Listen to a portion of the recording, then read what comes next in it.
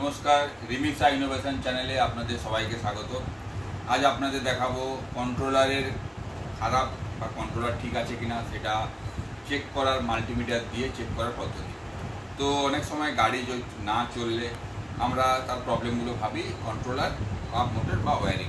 তো আজকে আপনাদের দেখাবো কন্ট্রোলার কিভাবে চেক করবেন।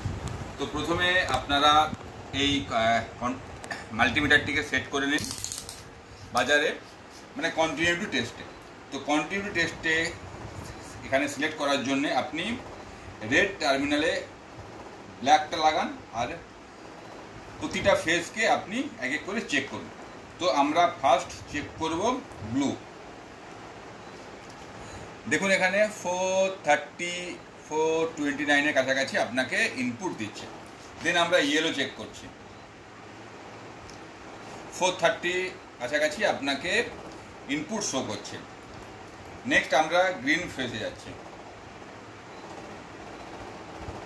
গ্রিন ফেজ 427 কাছাকাছি আপনাকে ইনপুট শো করছে, তার মানে এই দিক ওকে। নেক্সট আমরা ব্ল্যাকটা লাগাবো রেডে এবং একটা একটা করে টেস্ট করব। দেখুন 430 কাছাকাছি আপনার ইনপুট শো করছে।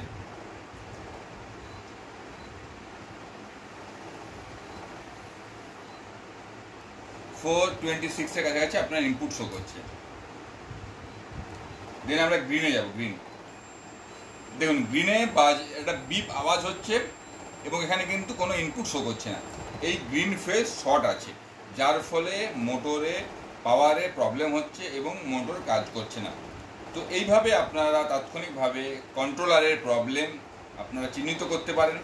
এবং নেক্সট ভিডিওতে আপনাদের দেখাবো কিভাবে মসফেটের প্রবলেম আপনারা চিহ্নিত করবেন, কীভাবে তার রিপেয়ারিং করবেন এবং আদার্স যে সমস্ত ওয়্যারিংগুলো আছে তার কীভাবে রিপেয়ারিং করবেন সেইগুলো ভিডিও আপনাদের দেখাবো। যদি আমার চ্যানেলগুলো আপনাদের ভালো লেগে থাকে তাহলে চ্যানেলটিকে সাবস্ক্রাইব করুন এবং বেল আইকন দিন, যাতে সমস্ত নতুন নতুন ভিডিও নোটিফিকেশান পেতে পারেন। এবং যদি কোনো সাজেশান এবং জিজ্ঞাসা থাকে তাহলে আপনারা কমেন্টে জানান, আমি আমার উত্তর দেওয়ার চেষ্টা করব। Thank you. নেক্সট কোনো ভিডিওতে আপনাদের আবার দেখা হবে।